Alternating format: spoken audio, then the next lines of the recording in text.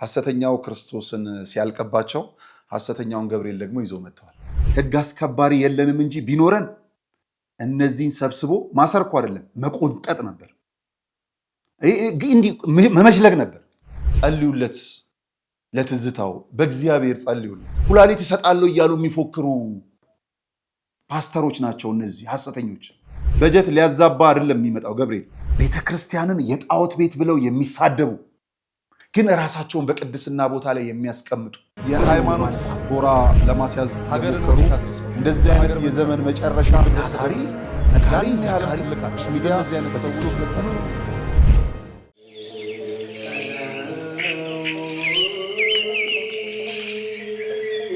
ተፈቅዶለት የተገደመ ገዳም ግን ደግሞ የተረሳ ዛሬ አስታውሰን እናቶቻችንን ከችግር መነኮሳቱን ከዓለማዊ ግርግር አውጥተናል። አሁን አባቶቻችን በበዓት ለመወሰን የቀሩ መነኮሳት ተቸግረው ላለመበተን በገዳሙ የጀመርነውን ግንባታ እንጨርሰው። የጨነቃችሁ ለጸሎት የሞላላችሁ ለምስጋና የገዳማውያኑ ምልጃ አይለያችሁ ዛሬም እንደገና። አደራ አስራታችሁን መባችሁን አትርሱ። ሙታንሳው መልአክ ስመ ገናና የጀመርነውን እንጨርሳለን ባለቤቱ ይረዳናልና። የአባቶቻችን በዓት አልተጠናቀቀም። ለሙታንሳ ማር ቅዱስ ሚካኤል አንድነት ገዳም ድጋፎን ያድርጉ።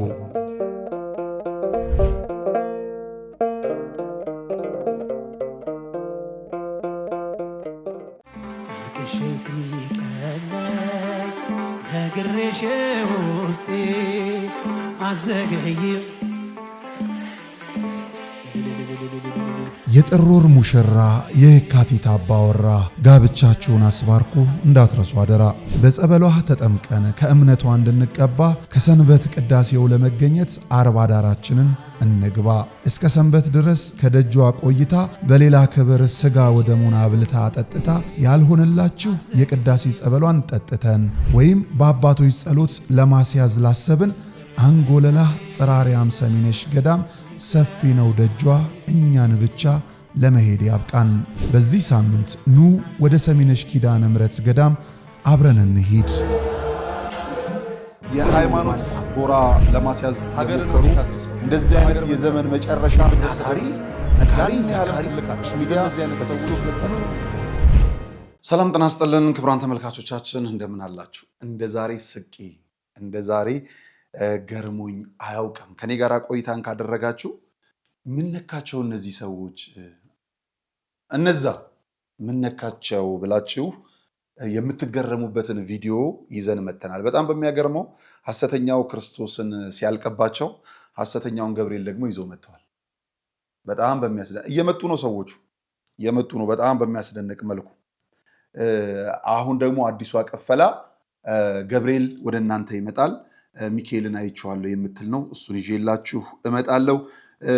ፓስተር ዳዊት ጭፈራ ጀምሯል። ዘፈን እንትን እያለ ነው ወዝወዝ እያለ ነው። ስለሱ ይዤላችሁ እመጣለሁ። ለፓስተር ትዝታው የተጣለለት የተራረፈ መድረክ በጣም አስቂኝ ሆኗል። ዋናውን ከላይ ያሉት እንትን ብለዋል። የጣሉለትን መድረክ እየቃረመ ነው። መድረክ ነው አውደ ምሕረት አይደለም መድረክ ነው። በጣም በሚያሳዝን በሚያስቅ መልኩ ወዙ ጠፍቷል። ትዝታው ዕውቀቱ ጠፍቷል። በእርግጥም ቀደም ብሎም የጠለቀ ዕውቀት እንደሌለው ይናገራሉ አብረውት የነበሩት ሰዎች። እንዲሁ ድምፁም ጠፍቷል በጣም በሚያሳዝን መልኩ። አእምሮን ከመጥፋቱ በፊት ደግሞ የተዋህዶ ልጆች ለትዝታው ሳሙኤል ጸልዩለት፣ እንደው ጸልዩለት፣ ልንጸልይ ይገባል። እነዚህንና ሌሎች ቪዲዮዎችን በደንብ ይዘን እንመጣለን። ወደ ጌታ ጎረፉ እያሉ በየቦታቸው የሚደሰክሩት ምን እንደሆነ የሚያስገርም ከዛው ከነሱ ቤት የወጣ ቪዲዮ መጥቷል። በጣም የሚያስገርም የሚያስደንቅ ነው። ዘንድሮ አጃኢብ ነው የምንለው በጣም የሚያስደንቁ ነገሮች ናቸው። እነሱን እንመለከታለን። ከመልእክቶች በኋላ ወደ ቪዲዮ እናመራለን። የሃይማኖት ጎራ ለማስያዝ ሀገርን እንደዚህ አይነት የዘመን መጨረሻ ታሪ ነካሪ ሲያልቃል ሚዲያ አይነት ሰዎች ላለፉት 10 ዓመታት በ4 ኪሎ ለቡ ላፍቶ አያትና አጠና ተራ ጠብር ግፍ ብለን የሰራናቸውን 10 ፕሮጀክቶች ለደንበኞቻችን አስረክበናል። አሁን ደግሞ 28 ፕሮጀክቶችን ያለ ረፍት እየገነባን ነው። ለኔስ ምን አለ ካሉ በሳር ቤት፣ በአዋሬ፣ ፒያሳና አያት በእውነተኛ 35% ቅናሽ አፓርትመንቶችን በጠቅላላ ዋጋ ከ5.5 ሚሊዮን ብር ጀምሮ እየሸጥን እንገኛለን። የዶላር ጭማሬ አያስጨንቆትም። የብረትና የሲሚንቶ ዋጋ መጨመርም አያሳስቦትም። ያለምንም የዋጋ ጭማሬ በኢትዮጵያ ብር ብቻ ቤቶን ይገዛሉ። ለንግድ ከፈለጉ በገላን ኮንዶሚኒየም በጅቡቲ የንግድ ኮሪደር ከ2.5 ሚሊዮን ብር ጀምሮ ጠቅላላ ዋጋ የንግድ ሱቅ ባለቤት እናደርጎታለን። ቅድመ ክፍያ ከ500 ሺህ ብር ጀምሮ። ለበለጠ መረጃ በ0954 21 23 22 ይደውሉልን። ቴምር ሪል ስቴት።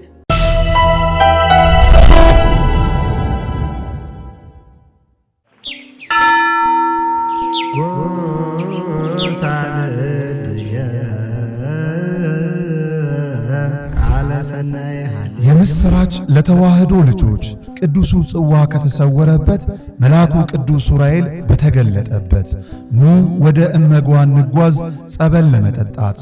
በጸበሉ ክፉ መናፍስት መውጫ አጥቶ ሲቀረቀር በገዳሙ አይተናል። ጎባጣው ቀንቶ ሽባው ሲተረተር የታሪክ ከርስ የተዋህዶ ቅርስ ሚስጥረኛ ዋሻ ማማ ምድር መንዝ ማኅበረ እመጓ መንፈሳዊ የጉዞ ማኅበር ፍጹም ክርስቲያናዊ መስተንግዶን አስቀድሞ አማኙን ከገዳሙ አሳልሞ ይመልሳል። በዚህ ማኅበር ሲጓዙ ወዲህ የገዳሙን ልማት ይደግፋሉ። አለፍ ሲልም የጉዞውን ፈቃድ ስለተሰጠው በፍጹም አይስጉ።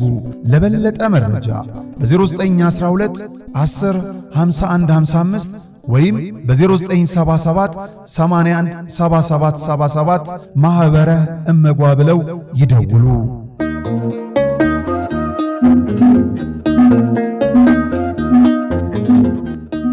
የሃይማኖት ጎራ ለማስያዝ ሀገርን እንደዚህ አይነት የዘመን መጨረሻ ታታሪ ነጋሪ ሚዲያ ክቡራን ተመልካቾቻችን ከቪዲዮ በኋላ መለስ ብለናል። እነዚህን ጉዳዮች አጀንዳችን ላይ ሆኑ ይችላሉ። ስለምን መሰላችሁ የምንነግራችሁ? ከዚህ የተሻለ ሐሳብ ልንነግራችሁ እንችል ነበረ፣ ግን ውሻን ውሻ በግን በግ እያለን መሄድ ስለሚጠበቅብን የውሾችን ስራ ጥርሳቸው ላይ ያለውን ስጋ የሚመስል ምግብ ማስጣል መቻል አለብን። ምክንያቱም ከተራቡ ያልተከተቡ ስለሆነ ብዙ ጉዳት ያመጣሉ እነዚህ ውሾች። ስለዚህ ማዳን መቻል አለብን፣ እንዳይዛመት ማስቀረት መቻል አለብን። ለዛ ስንል ከውሾቹ ላይ እንግዲህ ስጋውን እናስጠላለን። ስጋው የሰው ነፍስ ስለሆነ ማለት ነው። በጣም በሚያስገርም በሚያስደንቅ መልኩ እነዚህ ሰዎች ሐሰተኛ ክርስቶስን ሲሰብኩ ነበረ።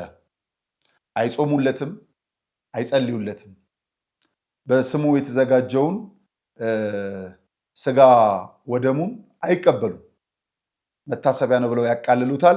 የፈለቁ ቀን ደግሞ ሻይና ዳቦ ጋግረው ይደበሩበታል፣ ለቢዝነስ የሚሆናቸው። ቤተክርስቲያን በማህሌት ልደቱን ስታከብር አዳር ይናፍቃቸውና ዝም ብለው ደርሰው አዳር ብሎ ያውጃሉ። በ9 ወር ያው ይባዛሉ። እነዚህ ወንበዴዎች ማለት ነው በተወሰነ መልኩ። ጥምቀቱን አያምኑም። አጠመቅን ብለው ደግሞ ይቀፍሉበታል በጣም በሚያስገርም መልኩ። መስቀሉ ላይ የሉም። ተሸክመው ደግሞ አደባባይ ወጥተው ህዝብ ያስጨንቃሉ። ዝም ብሎ ይሄ በካራቴ በምናምን ከክርስቶስ ጋር የሚያገናኛቸው ምንም ነገር የለም። በጣም ምንም የሚያገናኛቸው ነገር የለም። አንድና አንድ ሚራክል መኒ ብቻ ነው ፍላጎታቸው። ነፍስ ይዳን አይዳን አይመለከታቸውም። ገንዘብ ታገኛለህ ከተባለ ምንም ነገር ያደርጋሉ። ለዚህ እማኙ ደግሞ ይሄ ነው። ተመልከቱልኝ። ገብርኤልን አይቼዋለሁ እዚህ ነው እያልሽ ነበረ። አሁን አካባቢ አለ እዚህ ጋር ነው ያለው። እዚህ ጋር አለ እዚህ ጋር። ሚካኤልንም አይቻለሁ። ሳምንትላቸውን ሁሉ እኔ አውቃለሁ። እኔ በቆንኩበት ስፍራ ሁሉ ቅዱሳን ሁሉ ይታያሉ። ሐዋርያቶችም አሉ በዘወይ አሉ። አሁን ለምን በምድር ሰማይ ተገናኝተዋል። አሁን ስትሄጂ ልክኛን እንደምታገኝ ያገኘሽው አይደል? እዚህ ቤት ነው ያየሁት። መልአክ እዚህ ያየሽ? አዎ መልአክ። ገብርኤልን አይቼዋለሁ እዚህ ነው እያልሽ ነበረ። አሁን ከዚህ በላይ መስማት ከባድ ነው። እግዚአብሔር በሚያውቅ ማርያምን ነው የምላችሁ። ህግ አስከባሪ የለንም እንጂ ቢኖረን እነዚህን ሰብስቦ ማሰር እኮ አይደለም መቆንጠጥ ነበር፣ እንዲህ መመሽለግ ነበር። እነዚህን ማሰር አይደለም፣ በእውነት መመጅለግ ነው። ህግ አስከባሪ ግን የለም። ሀይ የሚል የሃይማኖት አባት የለም። ሞራል የሚሰማው ግለሰብ የለም። ለክርስቶስ ፍቅር የወደቀ አማኝ የለም። ለነዚህ ፈቃድ የሰጣቸው አካል የለም። ቢኖር ኑሮ ብትኖሩ ኑሮ በእውነት እነዚህን መቆንጠጥ ነበረብን። ሀገር ስታረጅ ጃርት ታበቅላለች ይባላል። ጃርት ስላበቀልን ወዳጄ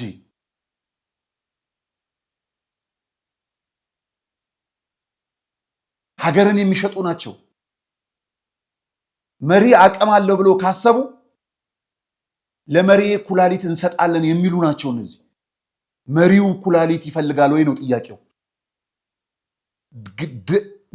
ገና ደና ጤነኛ መሪ ኩላሊት ይሰጣሉ እያሉ የሚፎክሩ ፓስተሮች ናቸው እነዚህ ሐሰተኞች። ለምን ሲባል ለመሪው ለመስጠት እኮ አይደለም። መሪው አልታመም ገና በማማረቱ ራሱ እኮ መጠየቅ ነበረባቸው። ጊዜ ደግሞ ዘንበል ብሎ ሌላ ነገር ከመጣባቸው ጠፊ ናቸው። ለክርስቶስ የማይታመኑ ቤተ ክርስቲያንን የጣዖት ቤት ብለው የሚሳደቡ ግን ራሳቸውን በቅድስና ቦታ ላይ የሚያስቀምጡ ታቦቱን ጣዖት ነው የሚሉ ግን ገብርኤልን አየሁት፣ ማርያምን አየዋት፣ ሚካኤልን አየው ብለው ራሳቸውን ከቅድስና ጋር የሚያስተካክሉ የዘመን እርግማኖች፣ የዘመን መፋረጃ፣ ሀገር እንዳትጸድቅ እንድትቀጸፍ የሚያደርጉ የትውልድ መጥፊያ የሆኑ እንደነዚህ አይነት ዘሮችን ማምከን ነበረብን።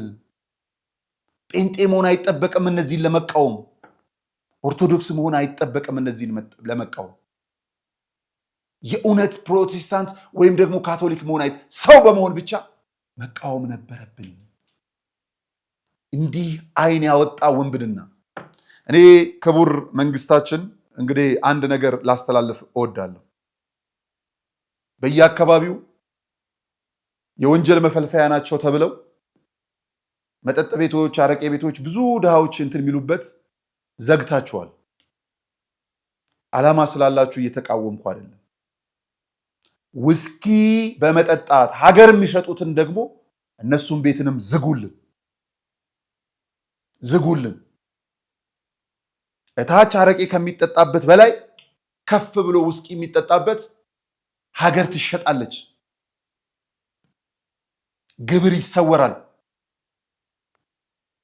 ሰው የሚታገድበት ፕላን ይወጣል። ከዛ ባልተናነሰ መልኩ ደግሞ እንደነዚህ አይነት አዳራሾች እግዚአብሔር ይካድበታል። እታች ተስፋ ያጣው ህዝብ የሚደበቅበትን ቤት አይደለም፣ የሁሉ ተስፋ የሆነውን ክርስቶስን የሚዘበትበትን ቤት ዝጉልን፣ አዘጉልን። መቅሰፍት እንዳይመጣ ለምድሪቷ ስለሆነ ጥፋት ይህንንም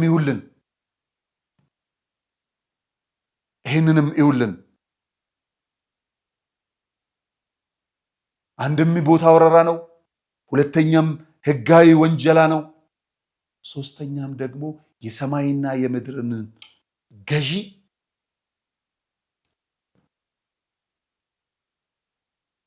የሚያናንቅ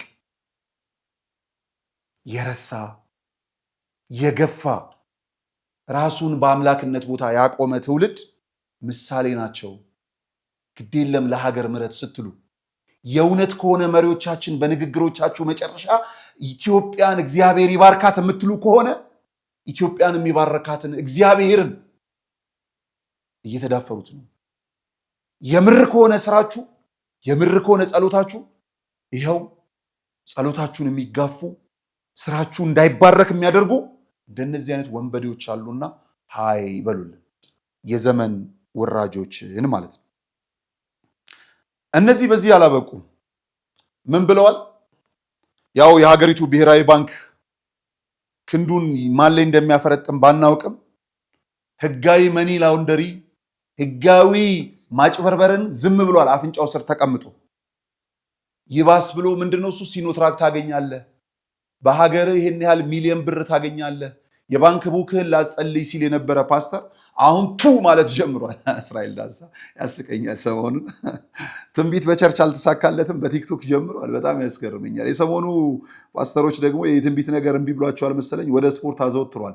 ምናልባትም እንግዲህ ከገቢዎች ጉምሩክ ጋር ተያይዞ የወጣ ህግ አላቅም፣ የዚህ የስፖርት እቃዎችን ለማምጣት ደግሞ እየተንደረደሩ ይሆናል ብዬ አስባለሁ። ይሄ የአዳራሽ ቢዝነሱ ስለቀነሰ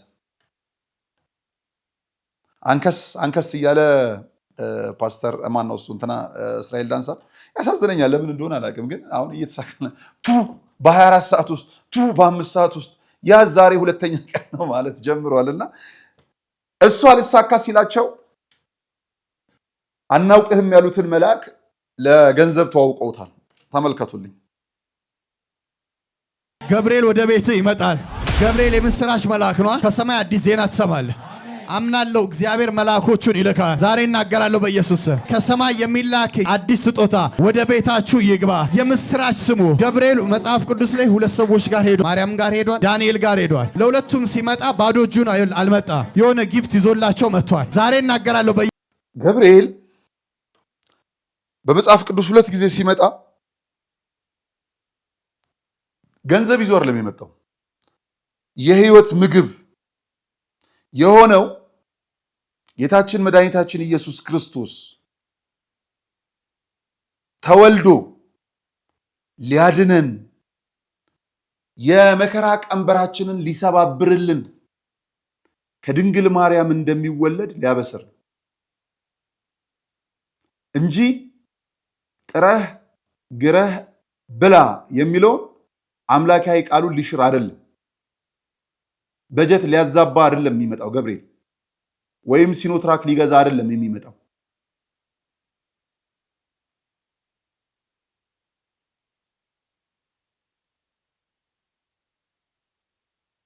ትውልዱ ነፍዟል። የሰማይና ምድሩን ገዢ ያልፈሩ ለሱ የሚበረከኩለትን መላእክትን ይፈራሉ ብለን አናስብም። አሁን መላእክቱን ተላላኪ አድርጓቸው አምጥተዋል። ለቢዝነሳቸው ህጋዊ ደላላ አድርገዋቸዋል። ጥሩ ነው። በገብርኤል ስለም ከጀመራችሁ እየመጡ ነው። ኑ ግቡ፣ ግድ የላችሁ። በጣም የሚያስገርም እነዚህ ነቢያት በምድር እንደ አሸን የሞሉ ወንበዴዎች ማታለያቸው ወደ ጌታ ሰው እያመጣን ነው፣ ነፍሳትን እያጎረፍን ነው የሚሉት። ግን እውነት እንደዛ ነው? እስቲ እንስማ። ወንበድናቸው ጌታን የምትቀበሉ ሲባል በየሳምንቱ 150 ከተቀበለ ቸርቹ ራሱ ይሞላል። የት ነው የሚገባው ብዬ አንድ ጊዜ አጠናሁ ማለት ነው። ሳጠና አንዱ ወዳጅ ሁሉ ጋር እኮ አልጣላም ነኝ፣ ሁሉንም አሉ እና እነዛን ደግሞ ይዤ ነው የምንቀሳቀሰው። መረጃ ምናምን የሚሰጡ ደግሞ አሉ እዛ ውስጥ እና ይሄ ሁሉ እኮ አማኝ እንትን አይደለም፣ ጌታን የሚቀበል አይደለም አለኝ። እንዴት ነው አልኩት። እዚህ 60 ሺህ ወጣቶች ኮኦርዲኔት የሚያደርግ የሆነ ግሩፕ አለ እዚህ ከተማ። ያ ለዛ ሰው ይነገራል አለ። 150 ሰው 50 ሰው ላክልኝ ተብሎ በአንድ ሰው 500 ነው ያኔ የተያዘው። 200ውን እሱ ይወስደዋል፣ 300 ለልጆቹ ይሰጣል ማለት ነው። እዛው ቅርብ ላይ ያሉ አሁን ለምሳሌ ሳሪስ አካባቢ ከሆነ ሳሪስ አካባቢ ያሉ ልጆች አሉ፣ 150 ልጆች አለቃ አላቸው፣ ምን አላቸው። 300 ብር ይወስዱና ለ10 ደቂቃ ነው፣ ለ10 ደቂቃ 300 ማለት ነው። ለ10 ደቂቃ ጌታን ስትቀበሉ ሲባል እዛው ቸርቹ አካባቢ እነሱ ይገኛሉ፣ ይገባሉ።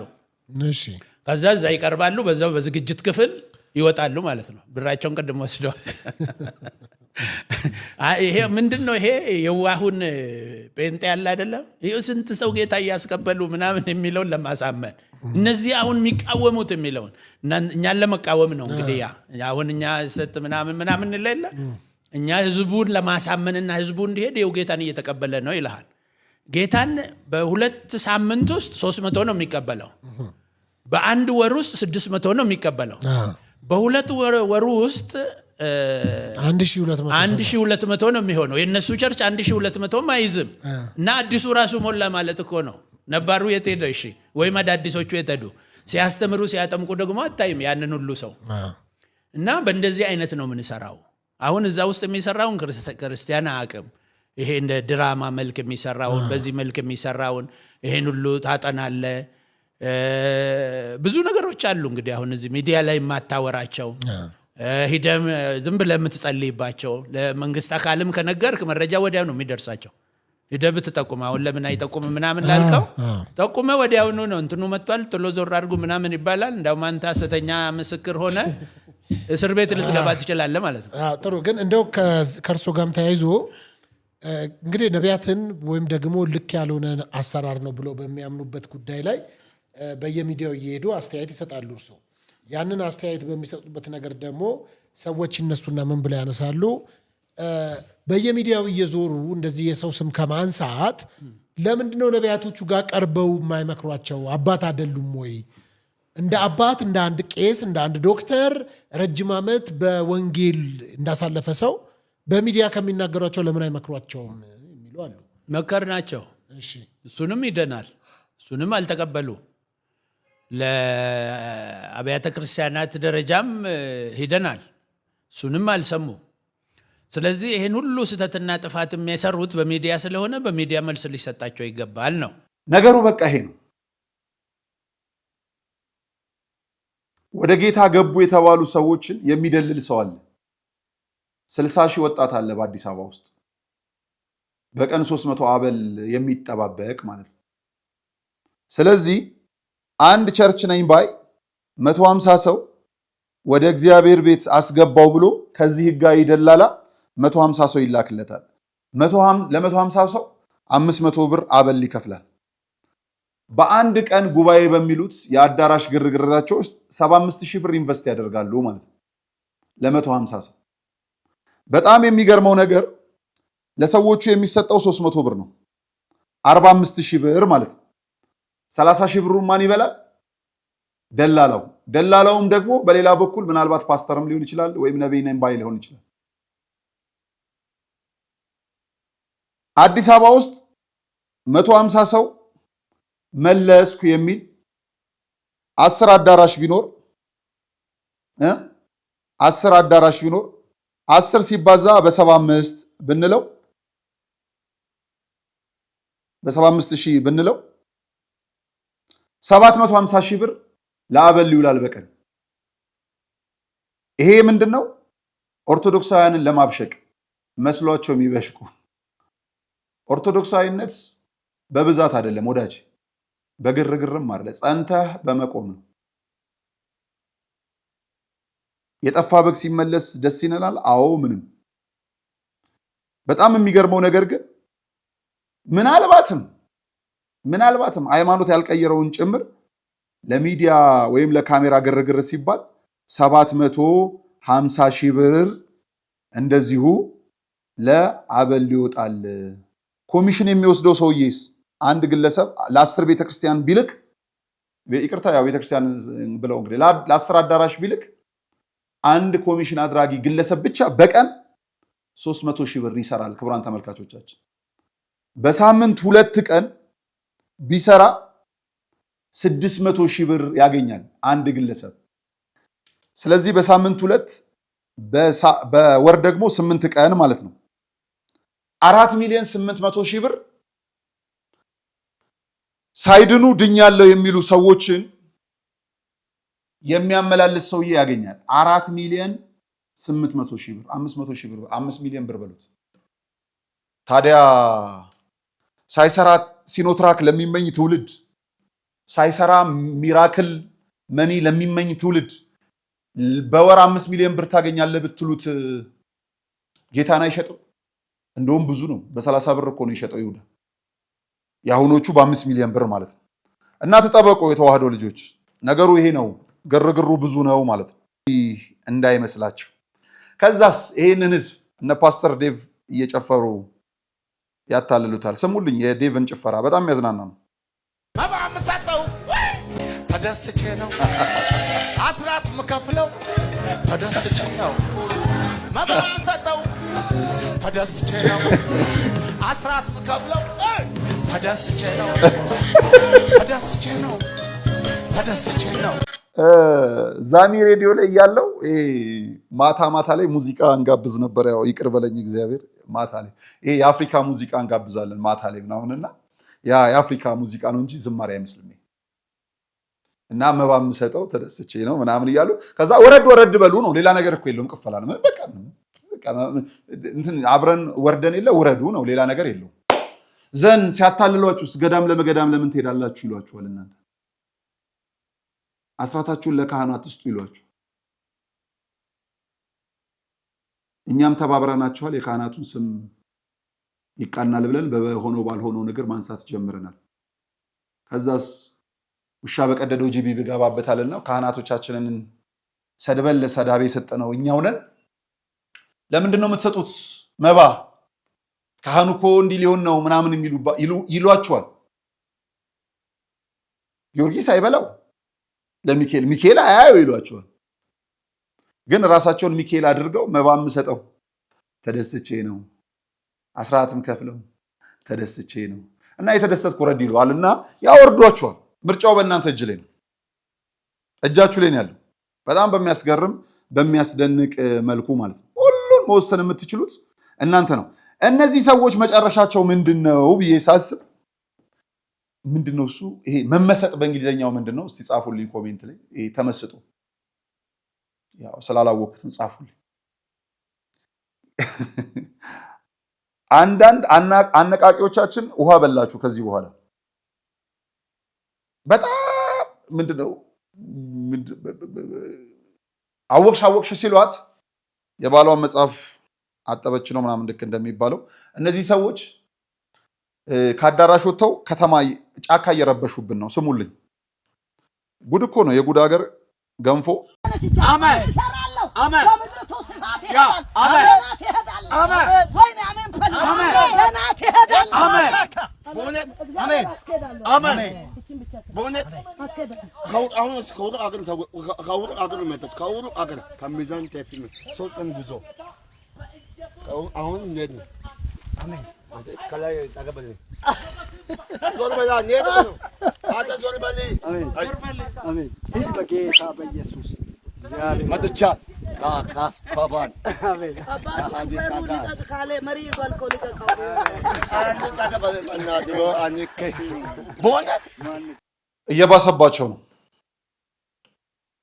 እየባሰባቸው ነው። ድሮ ጫካው ለአራዊት ነበር። አልሆን ካለ ደግሞ የሀገርን ዳር ድንበር ለማስከበር የአባቶቻችን መካተቻ ቦታ ነበር እና ይሄ ወኔ እንዲህ አይነት ወኔ ሀገር ለመመከት ነበረ ድሮ። አሁን ከክርስቶስ ጋር ለመነጋገር ክርስቶስ እኮ የምንነጋገርበት ቋንቋ ሐዘን ነው፣ ልብን ሰበር ማድረግ ነው፣ ከጉልበት ሸብረክ ማለት ነው። ክርስቶስን እንደው ቢመጣ በምን አይናችሁ ታዩታላችሁ? በምን አይናችሁ? እናቱን ክዳችኋል። ጻድቃን ሰማዕታቱን ተሳድባችኋል። ቅዱሳኑን አቃላችሁ ራሳችሁን በቅድስና ቦታ አስቀምጣችኋል።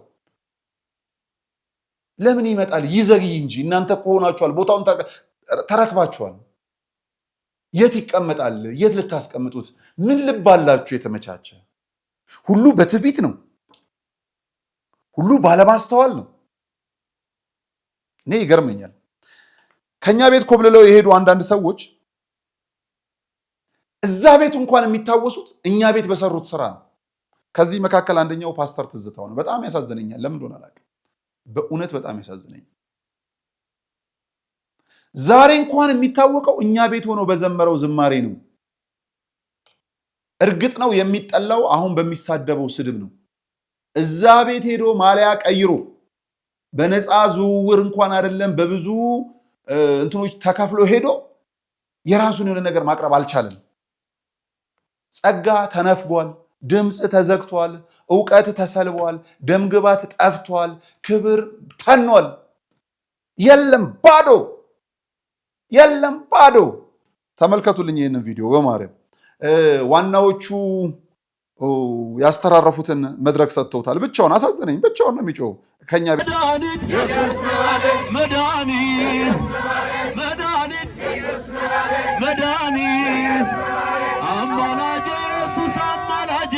ቪዲዮን እያያችሁ እናውራ። አሳዘነ።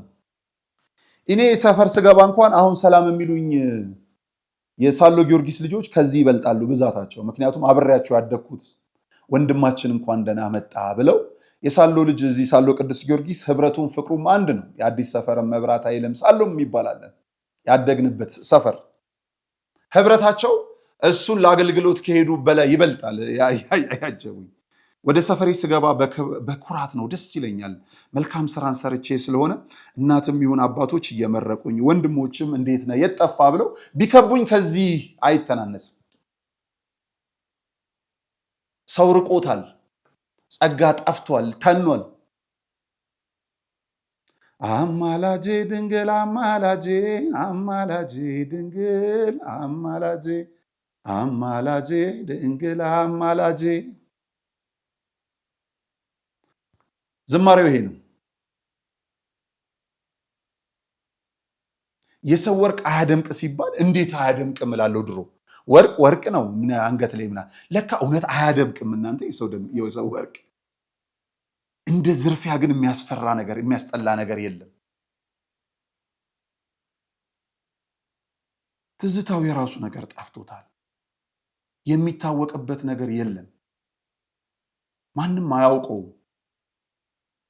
ጥቂት ሰዎች መልሶኛን ስለተሳደበ የጠላት ወዳጄ ነው በሚል ተቀብለውት ነበር። የለም፣ የድሃ ቀብር ነው የሚመስለው የሚያዘጋጃቸው መርሃ ግብሮች። ከአፉ የሚወጣው እሳት ነው፣ ያስጠላል። ለራሱ ሰው ሁሉ ይቀፋል። አይደለም ከሩቅ ላለ ነው የሚናገረው ነገር። የአፉ ጥቁረት በጣም ብዙ፣ የምላሱ እሳትነት እጅግ የሚያስጸይፍ ነው። ከውስጡ የሚወጣው ነገር ይሰነፍጣል። ደስ አይልም፣ ለሰው ልጅ አይስማማም። እንደው ከሀገር ወጥቶ የሚያቅሰው እንኳን አይመስልም። ተውት የቤተ እምነቱን። ቢያንስ በአካባቢ ያሉ የሌሎች ህዝቦችን ሀገርን እንትን ማወቅ ይጠበቃል። ስልጣኔ ጠፍቶበታል፣ አልገባውም። እግዚአብሔር አምላክ እንዲመልስለት ያን ስንሰማው የሚማርከንን ድምፅ እንዲሰጠው፣ እዛም ቤት ሆኖ እንኳን ልቡን እንዲሰጠው። የተዋህዶ ልጆች ከፊታችን የምትመጣው ነነዌ ናት። ጸልዩለት፣ ለትዝታው በእግዚአብሔር ጸልዩለት። ከራሱ እንዲገናኝ ሰው እንዲሆን። እግዚኦ እንዴት ያስነውራል፣ እንዴት ያስከፋል። ነበሩ ከመባል ታሪክ ይሰውረን እግዚአብሔር አምላክ። ሁላችንን ይጠብቀን። ከፊታችን እንግዲህ የነነዌ ጾም አለች፣ የድህነት ጾም። ሁላችንም የምናለቅስበት፣ ሁላችንም የምንጮሁበት፣ ሁላችንን እግዚአብሔር የምንለምንበት፣ እኛም እናንተ ፊት ቅዱስ ቅዱስ የምንጫወትበትን እግዚአብሔር ደግሞ በፊቱ ሲገልጥ ነውራችን የሚከፈትበትን እሱም ብቻ ሳይሆን ከልብ የምንገናኝበትን ጊዜ ያድርግልን።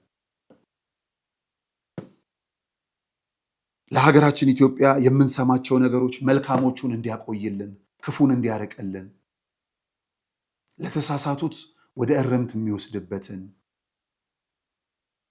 ለሀገር ጠባቂዎች ጉልበትን፣ ለሀገር መሪዎች ጥበብን፣ ለአባቶቻችን ሰፊ ልብን፣ ለእኛ ለተራው ሕዝብ ደግሞ መቻቻልን፣ እውነትን እግዚአብሔር እንዲገልጥልን የምናለቅስበት ጊዜ ነው። የደከማት እናት የምታርፍበት፣ የቸገረው አባት የሚያገኝበት፣ የተመረቀው ወጣት ስራ የሚይዝበት፣ ስራ ላይ ያለው የሚሰምርበት፣ የሰራውን ለሀገር ገቢ ብሎ የሚያስረክብበት፣ ቤተ ክርስቲያን ልጆቿን የምትሰበስብበት፣ አባቶች በአባትነት መንፈስ የሚከበሩበት፣ ልጆች ከእግራቸው ጉልበት ዘንበል ብለን የምንማርበትን ጊዜ እግዚአብሔር እንዲያቀርብልን፣ እግዚአብሔር እንዲሰጥልን፣ የእጃችንን ፍሬ የምናይበትን ጊዜ እንዲመጣልን የምናለቅስበት ይሁን። ከሀገር ተሰደው ርቀው ያሉ፣ በአካል ከሀገር ውጭ በመንፈስ ዛሬም ከኛ ጋር ያሉ እግዚአብሔር መገናኘትን እንዲያድላቸው፣ ከኃጢአት በቀር የልቦናቸውን መሻት እንዲፈጽምላቸው፣ በጭንቅ ውስጥ ያሉት ዛሬ ዓለም በጣም የተጨነቀች ናት። ያ ጭንቀት የሚያልፍበት ህዝቦቻችን ዜጎቻችን የማይረበሹበት ዘመን እንዲያመጥልን የእርሱ የአምላካችን ፈቃድ እንዲሆን በጸሎት እንትጋ። ሰላም እግዚአብሔር ከሁላችን ጋር ይሁን። መልካም ጊዜ።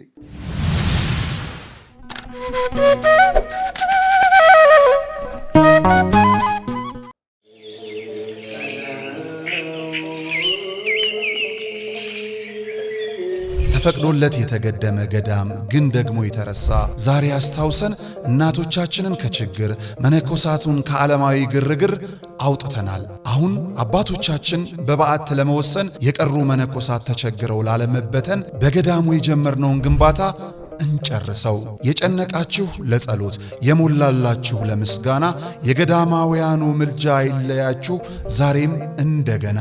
አደራ አስራታችሁን መባችሁን አትርሱ። ሙታንሳው መልአክ ስመ ገናና የጀመርነውን እንጨርሳለን ባለቤቱ ይረዳናልና። የአባቶቻችን በዓት አልተጠናቀቀም። ለሙታንሳ ማር ቅዱስ ሚካኤል አንድነት ገዳም ድጋፎን ያድርጉ።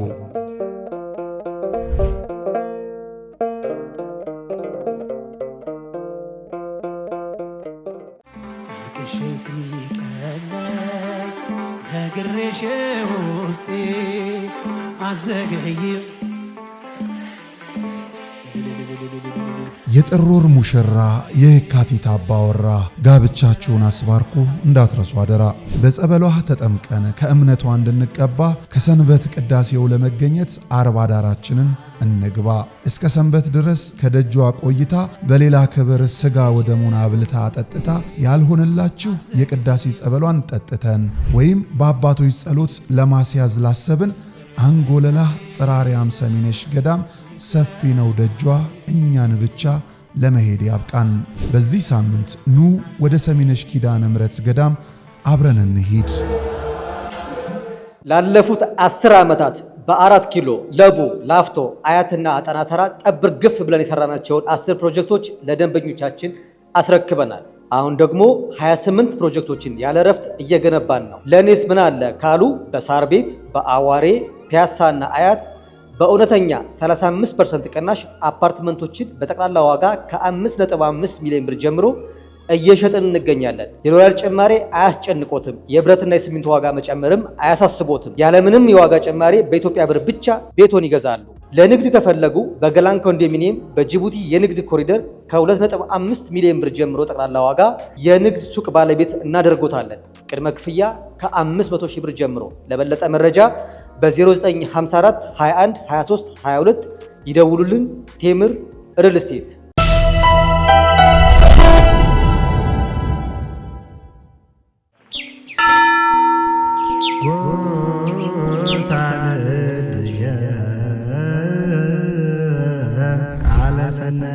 የምስራች ለተዋህዶ ልጆች ቅዱሱ ጽዋ ከተሰወረበት መልአኩ ቅዱስ ዑራኤል በተገለጠበት ኑ ወደ እመጓ እንጓዝ ጸበል ለመጠጣት።